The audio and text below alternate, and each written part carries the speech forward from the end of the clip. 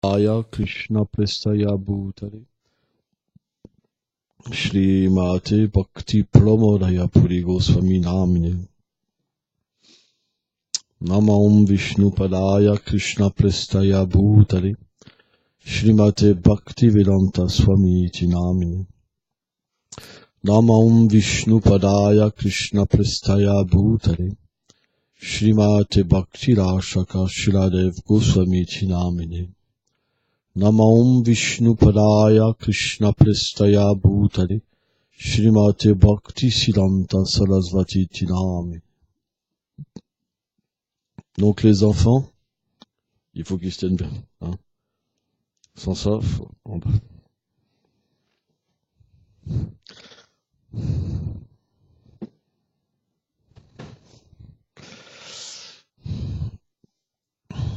Donc tout le monde a une intelligence. Quand j'ai regardé Louison, j'ai pensé à ça. Elle m'a fait oui. Il faut que je me tienne sage. Donc tout le monde a une intelligence. Mais pourquoi on agit de façon différente? Pourquoi on a des buts différents? Pourquoi on a des compréhensions différentes d'une personne? Pourquoi on peut voir ce qu'une personne pense réellement et pourquoi on ne voit que des apparences? C'est simplement si on est connecté à l'intelligence suprême ou si on n'est pas connecté.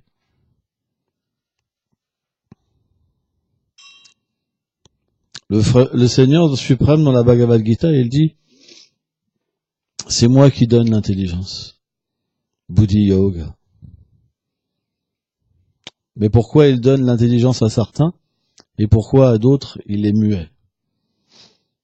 C'est simplement une question d'ankara, de faux ego. Quand on s'identifie à un serviteur et qu'on a besoin d'aide, alors l'aide vient. Et quand on s'identifie à un maître, alors on est seul. Or, la condition d'un maître, elle n'est pas une condition qui est sûre. Parce que tous ceux qui travaillent pour avoir un futur, finalement, est-ce qu'ils peuvent vraiment compter sur leur propre force? On a vu tellement de gens faire des études et se retrouver balayeurs.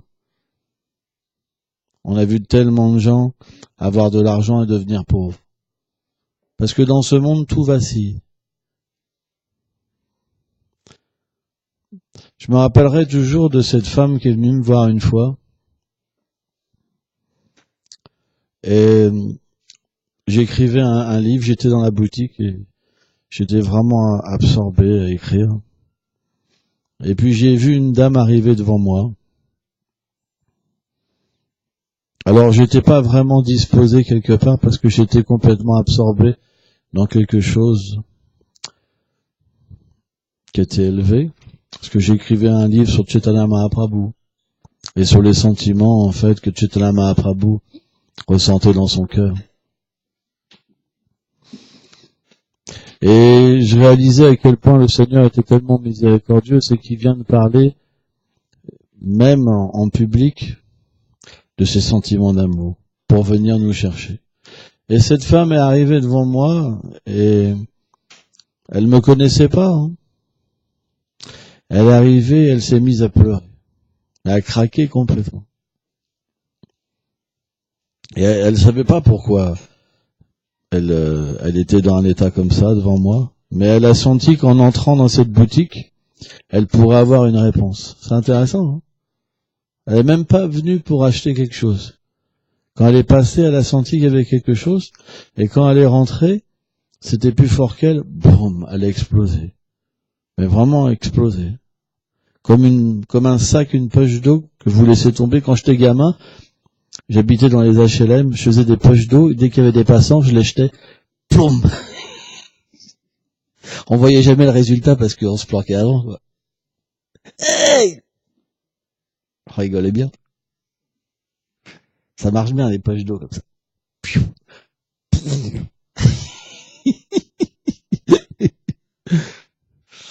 Mais quand j'ai vu cette femme comme ça éclater en sanglots, ça m'a fait vraiment drôle parce que au fond de moi-même, je me disais, mais la solution est tellement simple.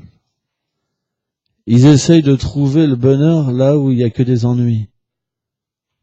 Et elle m'a dit comme ça quelque chose qui était dur. Elle m'a dit, on est restés 20 ans ensemble. On a eu 3 enfants. J'ai passé ma vie à faire qu'il soit heureux et il est parti avec une autre. C'est dur de miser tout sur quelque chose qui peut s'en aller. Vous misez tout sur des gens qui vont toujours vous faire des reproches. Parce que vous n'êtes pas Dieu, vous ne pourrez pas les satisfaire complètement. C'est extrêmement difficile. Et en plus, ils peuvent vous rejeter. Là, par exemple, il y avait un gars là d'une association, là. J'ai parlé avec lui la semaine dernière, ou il y a 15 jours, et il me dit, mes enfants viennent même plus me voir. J'ai perdu mon travail, je peux plus payer mon loyer, je vais me retrouver à la rue. Ce monde, c'est comme une goutte d'eau qui vacille. C'est pas évident. Il y a, qui nous dit que notre situation est vraiment stable? Si une guerre éclate, par exemple, mon père a connu la guerre. C'est des enfants de la guerre. Mon père, il avait 9 ans quand il y avait la guerre. Tout allait bien. Du jour au lendemain, il s'est retrouvé, plus de maison, plus rien. Il marchait avec sa mère sur les bords de la route, il était mitraillé par les Italiens. Et quand il passait, les mères recouvraient leurs enfants, et il y en avait qui se relevaient, il y en avait qui se relevaient pas. Mon père, il faisait des poubelles pour trouver des clous, des choses comme ça, pour les troquer contre une patate, pour pas mourir de faim. Qui peut nous dire que ça peut pas nous arriver? Ce monde, il n'est pas tangible. Parce que on va faire une mise sur quelque chose qui n'est pas sûr de nous rapporter quelque chose. Donc quand on n'a pas d'intelligence, on n'a pas le choix que de miser sur quelque chose qui est temporaire. Et on souffre. On souffre. Parce que notre environnement nous fait souffrir. Tout le temps. Quelqu'un qui est sincère, il comprendra que c'est une vérité. Parce qu'il a cette expérience. Tout le monde a cette expérience. Donc, qu'est-ce qui fait qu'une personne a une intelligence différente? C'est dû à ses activités passées. Chatu Bhuja Bhajan Temam. Krishna dit, Dieu a des activités passées, Dieu a des activités passées, une personne, elle a une intelligence. Et cette intelligence, elle se traduit par la foi, Shraddha. Shraddha, c'est la confiance. Ça veut dire qu'on a confiance qu'en misant sur quelque chose de supérieur, ça se détruira pas, c'est éternel. C'est-à-dire que ce lien-là, cette aide-là, cette relation qui va se manifester dans le cœur, et cette relation qui va se manifester à travers lui, à travers tous les êtres, elle va jamais nous décevoir. Ça, c'est l'intelligence supérieure. Parce que le Seigneur, qu'on appelle Krishna, va nous permettre dans ce monde de trouver un équilibre, de trouver une harmonie. C'est pas possible, sans ça. C'est très difficile. C'est extrêmement difficile de trouver l'harmonie. L'harmonie, ça veut dire que vous avez plus d'amis, vous avez plus d'ennemis. Vous voyez que des bonnes choses partout. Vous voyez la vérité partout. Vous voyez toutes les choses venir vous aider. C'est ce qu'on appelle l'harmonie. Mais qui vit sur ce plan-là? Un matérialiste peut pas vivre sur ce plan-là. Un matérialiste, il a des gens qui l'aiment et des gens qui l'aiment pas. Des gens qui l'ont peur, des gens qui lui procurent une sécurité. C'est la dualité. Le matérialiste, c'est la dualité. Vous pouvez dire ce que vous voulez. Tous les gens ici, qui sont présents ici, ils ont des gens qu'ils aiment et des gens qu'ils aiment pas. Des gens qu'ils ont envie de côtoyer, des gens qu'ils n'ont pas envie de voir, etc., etc. Des gens qu'ils ont peur. Des endroits qu'ils ont peur. Parce qu'il n'y a pas d'harmonie. L'harmonie, ça veut dire la peur s'en va, l'angoisse s'en va. Vous pouvez aller dans les lieux les pires, vous avez confiance. Vous vous rendez compte ? Même quand la mort vient, vous avez confiance. On appelle ça l'harmonie. Pourquoi? Parce que l'harmonie, ça veut dire l'intelligence. L'intelligence, ça veut dire on comprend notre éternité, on comprend notre nature. La nature de l'âme, la Jate Vedate Bhatkadachin, qu'on est d'une conception supérieure. Un matérialiste, lui, il vise tout sur le corps. Des haltères, des régimes.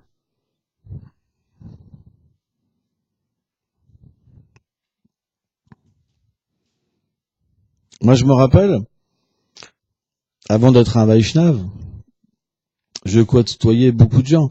Les femmes ne parlent que de régime. C'est vrai. J'ai pris du poids, j'ai pris 100 grammes, j'ai pris 10 grammes. Oh, t'as vu, j'ai une ride, j'ai ceci, j'ai cela. J'ai un bouton. Ah, t'as vu, t'as un bouton. Alors, il y a tout un, dans le sac, il y a tout un truc pour maquiller les défauts. Ça va mieux là. Ouais. Le bouton. Vous comprenez? L'esclavage. C'est pas l'harmonie, c'est pas la liberté. C'est pour ça maintenant j'évite de dire à des femmes, voilà, mais ce matin t'as le visage gonflé. Ah bon? Après c'est fini. Ou alors tu vieillis. Vous comprenez l'identification encore? Après c'est tout un traumatisme. Après, dis-moi, je voudrais te poser une question. Réponds-moi vraiment. Oui, qu'est-ce que tu veux? C'est vrai que je vieillis? Oh non. Hein. Alors que, ouais, c'est vrai que tu fais vieille maintenant. Par exemple, si vous regardez un enfant, si vous lui dites, t'as quel âge? 10 ans, 3 mois et 8 jours et 8 heures. C'est très important. Et quand vous êtes vieux, t'as quel âge? Oh, c'est pas, ça se pose pas ces questions-là. Non mais franchement, vous êtes mal éduqués, vous, hein. Ça se pose vraiment pas ces questions-là. Une fois, j'ai dit ça à une dame. Ouah. Qu'est-ce que j'ai pris? Ouais. C'est là que j'ai compris, c'est dangereux de demander l'âge. Ah non, c'est vraiment dangereux.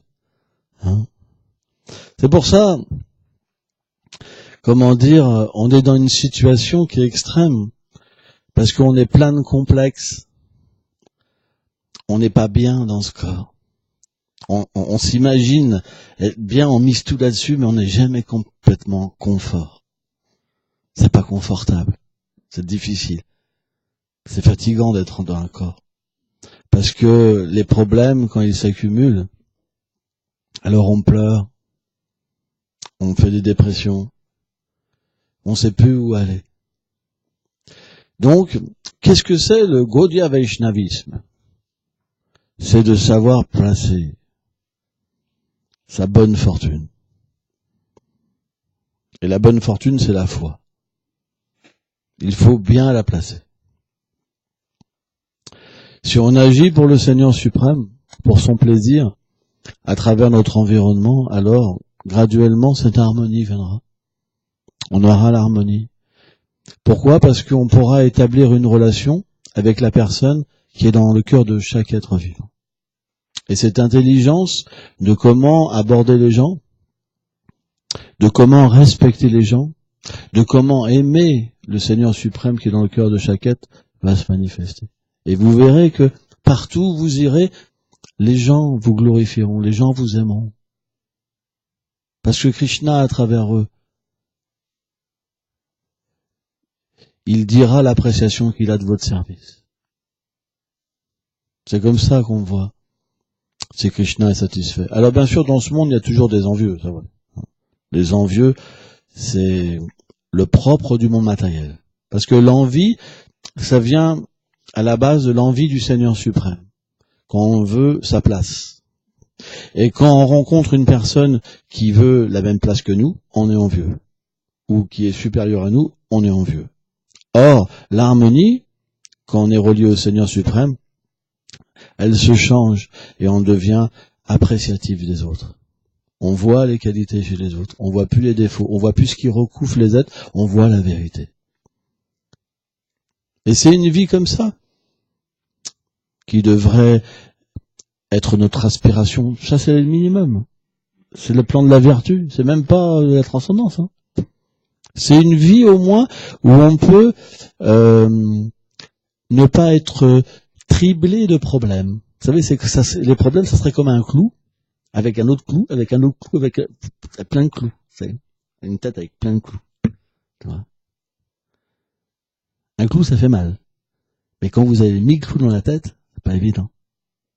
Donc, le plan de l'harmonie, c'est déjà sortir des problèmes et d'avoir un mental qui est disposé pour l'amour. Et l'amour, ça veut dire Dieu. Krishna, c'est l'amour personnifié.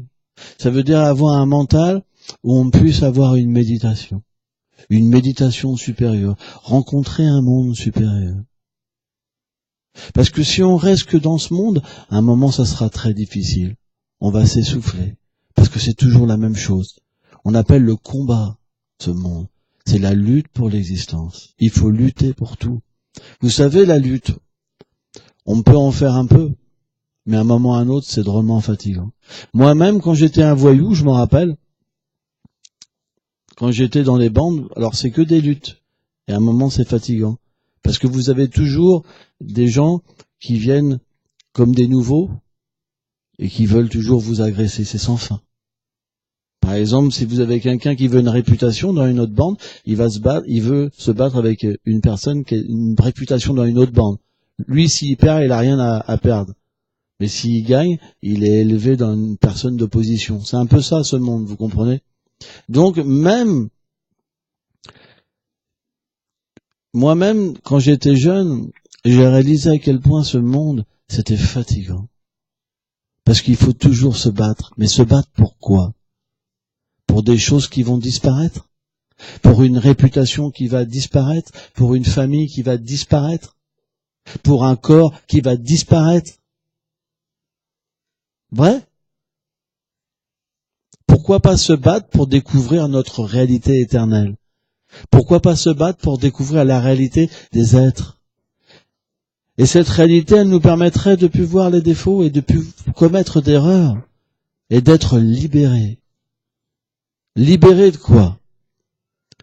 Des graines qu'on a semées dans nos vies passées et qui font qu'en ce moment, on doit se réjouir ou souffrir et s'identifier à cette joie ou s'identifier à cette souffrance. Mais est-ce que véritablement on est cette joie et cette souffrance? Toi qui fermes les yeux, je te pose cette question. Est-ce que tu es de joie? Est-ce que tu es cette souffrance? Parce que si la joie qu'on expérimentait, elle était parfaite, elle nous libérait de toute chose. Or, quand on expérimente une joie, souvent on expérimente une peine. Plus on est joyeux, plus la peine va venir, plus on va souffrir. Plus on va être attaché à une personne, quand elle va mourir, plus on va souffrir. Et on peut même, une mère ou un père, s'ils perdent un enfant, ils peuvent souffrir toute leur vie. Ça devient un calvaire. Ils peuvent même plus s'en remettre. Donc, est-ce que cette joie, c'est vraiment une joie? Est-ce que c'est vraiment une source de libération ou une source d'enchaînement? C'est pour ça qu'on dit que la matière, c'est une source d'enchaînement. Parce que quand on s'attache, plus on est attaché, plus on devra souffrir. C'est pour ça que toutes les voies authentiques de spiritualité prônent le détachement. Mais qu'est-ce que ça veut dire, le détachement dans notre voie? Agir pour le Seigneur suprême, sans enlever les choses qui sont présentes dans notre vie, mais faire la même chose pour lui. Et à ce moment-là, alors, quelque chose de mystique se passe entre l'être vivant et la personne qu'il connaît, depuis tout le temps. C'est le même enfant qui est là. Je suis cette même personne. Mais quand j'agissais sans Dieu, j'avais un rapport de force. Fais pas ci, fais pas ça, ou un rapport où finalement on est obligé de faire des concessions pour que tout se passe bien. Et quand les gens évoluent, on est obligé d'évoluer, etc. C'est extrêmement compliqué. Wow. Par exemple, dans un couple, si quelqu'un accepte de nouvelles façons de vivre et qu'on n'a pas envie, c'est extrêmement compliqué. C'est vrai. Si quelqu'un commence à nous parler, je sais pas, de sport, par exemple, ah, je fais du sport, je fais du sport, je fais du sport. Mais il passait parler que de ça, celui-là. Je fais du sport, et t'as vu, j'ai trouvé un nouveau sport. Vous comprenez? C'est-à-dire que quand on n'a plus les mêmes ondes, les mêmes fréquences de désir, ça devient difficile. Donc on se dit, voilà, comment je vais faire là? Il a vraiment changé et tout. Donc si on est attaché, on est obligé de s'adapter. C'est extrêmement difficile. Mais quand on sert le Seigneur suprême, c'est différent. Parce que si la bhakti est là, la dévotion est là, le Seigneur vient dans notre cœur. Et peu importe qu'une personne, ce qu'elle désire ou pas, on est satisfait. Parce que quand on sert le Seigneur à travers une personne, c'est le Seigneur qu'on ressent dans notre cœur. Et le Seigneur, il est illimité, en qualité, en amour. Et il nous donne la satisfaction dans toutes les circonstances, avec tous les êtres, même ceux qui nous attaquent. On voit la miséricorde du Seigneur suprême. On voit que c'est lui, en fait, qui fait cette circonstance pour que je prenne refuge en lui, pour que je l'aime plus. C'est pour ça que dans toutes les situations, on est gagnant. Parce que quand on est un matérialiste, on aspire simplement au bonheur, mais il est tellement rare qu'on est obligé de se le rappeler. On est obligé de faire tellement d'efforts pour une petite goutte. Mais c'est vrai. Moi, par exemple, quand je vois des pères de famille, j'en ai vu beaucoup des pères de famille. J'ai parlé avec beaucoup de pères de famille. Ils vous disent tous la même chose. C'est tellement dur d'avoir des enfants. C'est tellement de problèmes. Mais des fois, il y a des petits moments. Des petits moments. Ils m'ont tous dit la même chose. C'est tellement de problèmes pour un petit moment. Mais on ne devrait pas avoir des petits moments. Ça devrait être tout le temps. Mais pour ça, il faut mettre le Seigneur dans notre vie. On parlait l'autre jour, Guillaume, on parlait de photos. Vous savez, quand vous allez chez le médecin, vous voyez les photos des enfants. Parce qu'il faut un but. La vie est dure. Donc on doit avoir un but. Il faut que je le fasse pour mes enfants, il faut que je continue, je peux pas arrêter. C'est mon but, c'est ma bataille. Il y avait un chanteur qui disait ça, voilà, vous comprenez? C'est mon but, ma bataille. Voilà. Mais vous comprenez, c'est la bataille. Il y a une vie supérieure qui nous permet de tout harmoniser, de tout comprendre. Qu'il y a quelqu'un au-dessus. Il y a quelqu'un qui prend, il y a quelqu'un qui donne. Et sans accepter cette vie supérieure, des fois ça se passe bien. Et des fois ça se passe mal. Et des fois ça se passe très mal. On passe d'une chose à une autre en espérant trouver le bonheur dans ce monde. Mais si on regarde, les années passent. Quand on a 18 ans ou 15 ans, on a beaucoup d'espoir. Quand on a 40 ans, on a moins d'espoir. 50 ans, 60 ans. Vous allez voir, c'est toujours la même chose qu'on cherche, mais finalement, il s'arrive jamais. Et c'est ça qui est dommage. La matière est comme ça. Pourquoi elle est comme ça? Si Krishna faisait un monde où ça arrivait, ça serait comme une prison éternelle. Mais il nous laisse libres. Libre, ça veut dire qu'on est tous responsables de nos activités et de nos choix.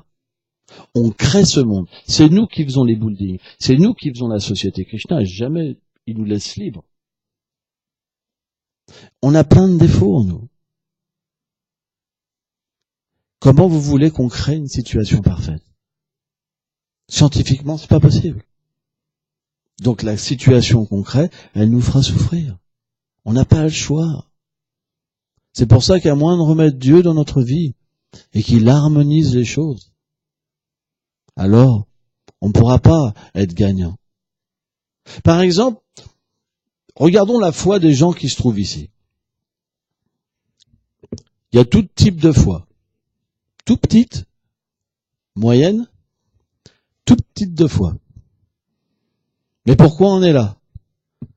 C'est parce que dehors, on n'est pas satisfait. Sans ça, on ne serait pas là. Je suis désolé de vous dire ça. Alors vous me dites, on n'est pas beaucoup. Les autres sont satisfaits. En fait, les Écritures védiques, qu'est-ce qu'ils disent? À moins qu'on ait la sous-critique des vies passées, avant que dans les vies passées, on ait servi le Seigneur suprême, même si on souffre, on ne peut pas comprendre qu'on souffre. Vous savez, il y a des familles. Moi, j'ai été voir des gens, mais dans une pauvreté, donc il faut voir. Et puis, ils souffrent. Quand vous essayez de les aider, ils veulent pas d'aide. Un clochard, par exemple, j'ai vu, on n'a plus le droit de dire le mot clochard, mais à l'époque, on pouvait dire encore. Maintenant, les sans-logis, mais vraiment des ivrognes, vraiment des gens qui puent, quoi. Vous essayez même de leur donner à manger, tout ça. Ils peuvent même plus comprendre, même comment ils vivent. L'ignorance, qu'est-ce que c'est l'ignorance? L'ignorance, c'est quand vous souffrez, vous n'avez pas le choix. Vous n'avez pas une opportunité pour vous en sortir. Vous pensez que c'est la vie. Donc, qu'est-ce qui fait que quelqu'un prend refuge en Dieu? Et quelqu'un ne prend pas refuge en Dieu? C'est des activités passées. C'est ce qu'explique le Seigneur dans la Bhagavad Gita. À moins d'avoir eu un contact avec la bhakti, avec la dévotion, même si on souffre, on pourra pas prendre refuge. Parce que l'intelligence, la foi,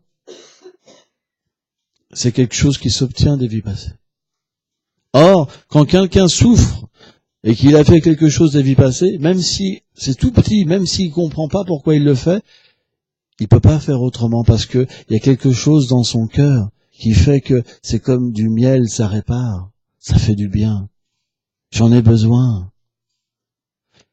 Cette personne-là, elle peut aller aux Bahamas, les plus beaux restaurants, rencontrer mais pourtant elle vient. Parce que même tout ça, ça peut pas réparer. C'est ça la différence. C'est ce qu'expliquent les Védas. Les Védas sont très très très scientifiques. C'est pourquoi on prêche, pourquoi on essaye d'aider les gens, pourquoi on donne du prashada, pourquoi on chante dans la rue, pourquoi on fait des programmes. Vous pensez que c'est juste pour s'amuser? Ouais.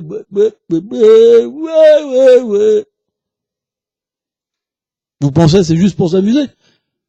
Non. C'est pour permettre aux gens d'avoir ce contact et dans leur vie prochaine, de pouvoir avoir cette intelligence. Parce que tout ce que vous touchez dans cette vie, même si vous n'allez pas au bout, dans votre vie prochaine, ça vous sera redonné. C'est ce qu'explique Krishna dans la Bhagavad Gita. Même si une personne ne va pas jusqu'au bout et développe pas son amour pour moi, et que cet amour, si elle n'est pas assez pur, ça ne peut pas lui permettre d'aller dans ma demeure. Eh ben, je lui donne la possibilité dans sa vie prochaine de continuer. Je lui redonne cette intelligence. Vous vous rendez compte? Le Seigneur est tellement miséricordieux. Vous allez vous retrouver dans une situation, et d'un seul coup, ping! Vous allez retrouver votre acquis des vies passées. Parce qu'il est là. C'est pour ça que, parfois, on voit des gens qui souffrent. Et qui pratiquent le service de dévotion. Ils souffrent. Et par contre, on voit des personnes, quand ils souffrent, ça les attire encore plus à Krishna.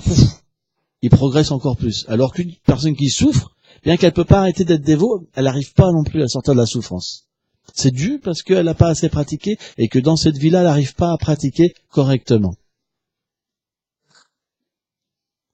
Parce que sa foi est pas assez mature.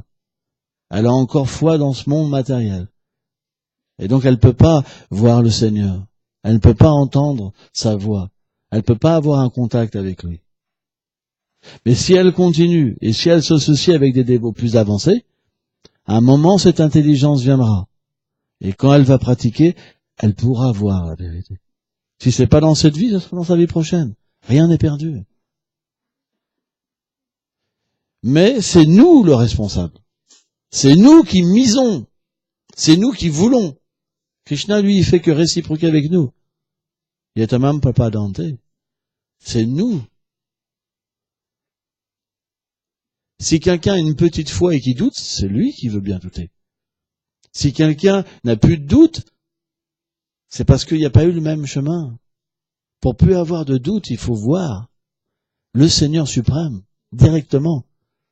Quand vous avez vu quelque chose, vous pouvez plus dire que ça n'existe pas. Mais tant que vous pratiquez et que vous n'avez pas vu, vous pouvez avoir des doutes. C'est pour ça que Krishna dit par les Vipassana, il faut aller voir la personne qui a vu. Parce que lui, il a un pouvoir. Parce qu'il peut inculquer la foi. Et cette foi-là, elle permet de voir Krishna.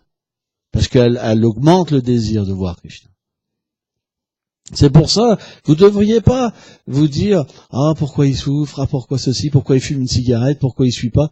Parce que tout le monde a un bagage des vies passées. On devrait plutôt voir la personne qui arrive. Au lieu de voir la personne qui a des défauts en se disant, bah, finalement, je suis pas si mal que ça. Ils ont tous des défauts. Non, on devrait plutôt voir celui qui est sur la plateforme parfaite. Qui a de la bhakti. On ne devrait pas trop regarder les autres pour se dire, oh, finalement, je suis pas si mal que ça. Ils font tous la même chose que moi.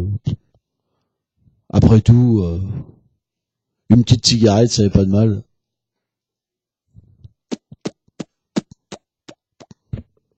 Les Indiens, ils fument bien le calumet de la paix. Il n'y a rien de mauvais là-dedans. Hein? Donc le point, c'est que on doit bien placer ses espoirs, ses buts. Parce que si on les place mal, on devra revenir. Krishna, il faut comprendre une chose, c'est que Krishna, il a tout son temps parce que le temps n'existe pas. Pourquoi il nous... Par exemple, j'ai vu une personne hier, et hier ou avant-hier ou il y a une semaine ou il y a un mois, peu importe, parce qu'il y a beaucoup de gens qui viennent et qui souffrent.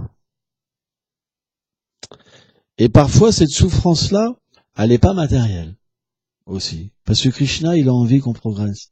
On prend toujours un mauvais chemin. Pourquoi Krishna nous permettrait à un certain moment de prendre toujours un mauvais chemin? Il est aussi une personne. Si on lui parle en tant que personne, on lui dit « sauve-moi », pourquoi il viendrait pas nous sauver? Et des fois, un dévot, quand il est jeune, il se dit « ouais, là, ça tout va mal, etc. » Mais en même temps, il sent que c'est lui. Mais pourtant, il veut pas s'abandonner. Notre condition, elle est terrible. On est dans une circonstance terrible où on est entouré de choses qui sont en désharmonie, mais on veut pas l'harmonie. Tout ça parce qu'on pense qu'on est Dieu. On veut rivaliser avec lui. On veut jouer à Krishna, on veut jouer à Radharani, on veut faire de la vie sexuelle et prendre plaisir. On veut s'attirer.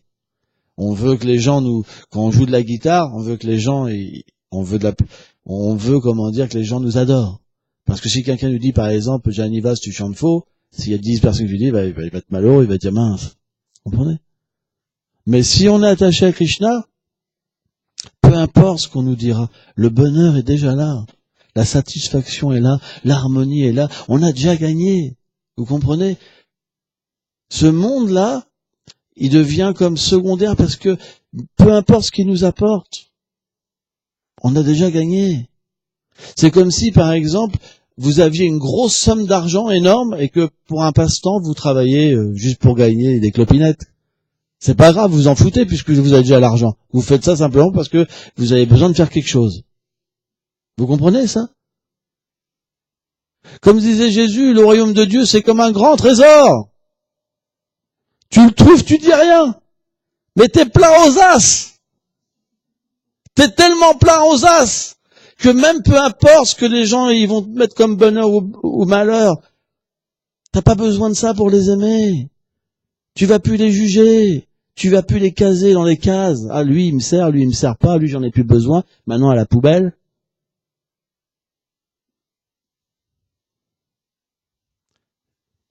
C'est pour ça que c'est une petite base, mais qui est importante. Et si on l'accepte pas dans notre vie, on pourra pas continuer. Parce que à un moment, on comprendra pas pourquoi on n'a pas de résultat. Si on agit pour nous, ça marchera pas. Ça ne marchera pas. Agissez pour Krishna. Quelqu'un, ils me disent toujours, ouais, mais comment on fait? Moi, j'y arrive pas. C'est dur. Comme ça, hein. Alors, il y a des, oh! Ou des oh, ça dépend les ours, c'est qui viennent. Quand il y a des ours qui viennent, c'est possible. Oh, j'arrive pas. Hein, c'est comme Madava, il n'arrivait pas à faire les sons. Il disait des gros mots tout le temps. Alors je lui ai dit comme ça, je lui ai dit, le fait que tu dises des gros mots, à mon avis, t'es pas très connecté. Parce que sans ça, t'aurais pas des gros mots qui sortent, mais des beaux mots.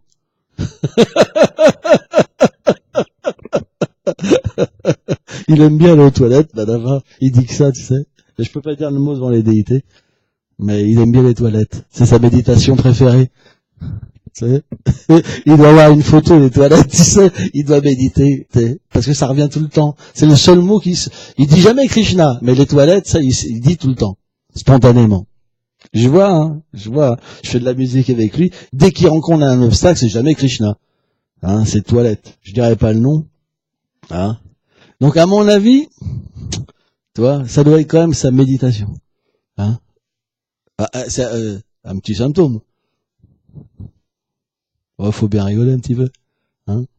Mais que je lui ai dit quand même, gentiment, je lui ai dit, vu les mots qui sortent de ta bouche, à mon avis, là, tu rencontres une difficulté parce que tu veux contrôler la chose par toi-même.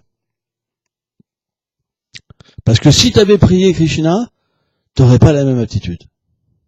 Et il l'a reconnu. C'est pas évident. Mais en même temps, quand vous faites quelque chose dans votre vie, est-ce que vous le faites sans but? Vous le faites pour vous-même, vous le faites pour quelqu'un. Quand vous avez des enfants, vous pensez à vos enfants. Qui n'a jamais pensé à, qui n'a jamais eu une personne comme but, il faut que je continue. Alors peut-être pas quand on est trop jeune, mais quand on a un certain âge, on est obligé, pour des fois continuer des circonstances qui sont difficiles, on est obligé de se dire, il faut que je le fasse pour lui. Vrai ou pas? Et pourquoi on pourrait pas le faire pour Krishna? C'est la même chose. La personne, elle n'est pas là physiquement. Est-ce qu'elle est là physiquement? Non. Vous êtes au travail. Elle n'est pas là physiquement. Simplement, vous appelez Krishna dans votre cœur, Krishna vient. C'est juste un désir, une relation. La relation s'établira. Il faut avoir un peu de foi. Être personnel. Il y a cette histoire du brahmana qui adorait les déités pendant 20 ans. Et un jour, il dit à Krishna, j'en ai marre. Je vais aller servir Radharani.